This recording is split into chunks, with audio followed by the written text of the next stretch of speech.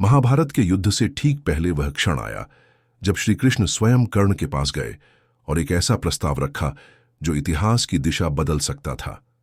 श्री कृष्ण ने कर्ण से कहा, हे कर्ण, तुम अर्जुन से पहले जन्मे हो, तुम कुंती के पुत्र हो, तुम्हें धर्म का साथ देना चाहिए, तुम पांडवों का साथ दो। राज्य तुम्हारा होगा, तुम्हारी मां कुंती तुम्हें अपनाएगी और अर्जुन स्वयं तुम्हारे चरणों में नतमस्तक होगा।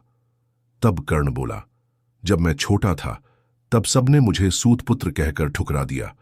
तब मैंने अपनी जाति छुपाकर श्री परशुराम से विद्या ली, और जब उन्हें पता चला कि मैं एक सूतपुत्र हूं तो उन्होंने मुझे श्राप दिया। हे कर्ण, जब तू रणभूमि में अपनी जान बचाने के लिए मेरी दी हुई विद्या याद करना चाहेगा तब तुझे कुछ भी याद नहीं आएगा। कर्ण आगे बोला, हे माधव, क्या मेरे अपराध का कारण केवल मेरा जन्म था?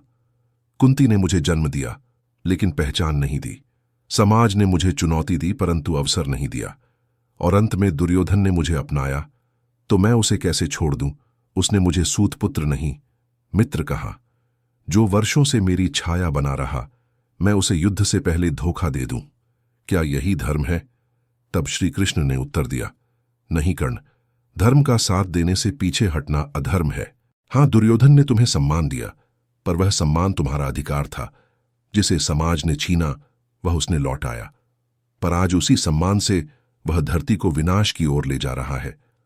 तुम्हारा तेज, तुम्हारा पुरुषार्थ, तुम्हारी निष्ठा सब आज एक गलत दिशा में है। तुम वह दीपक हो जो मंदिर से पहले ही बुझ रहे हो। तब कर्ण ने कृष्ण से कहा, हे माधव, तुम सत्य कहते हो, परंतु मेरी प्रतिज्ञा मेरे मित्र के प्रति है और मैं उस प्रतिज्ञा को जीवन की अंतिम सांस तक निभाऊंगा। तुम मुझे युद्ध छोड़ने को कह सकते हो, पर मेरे जीवन का सार अब यही युद्ध बन चुका है। मैं जानता हूं अंत में अर्जुन मुझे मार देगा, मैं जानता हूं इतिहास मुझे अधर्मी कहेगा, परंतु अब मैं इस युद्ध से पीछे नहीं हट सकता। तब यह सुनकर कृष्ण बोले, कर्ण, तेरा धर्म तुझसे भी बड़ा है।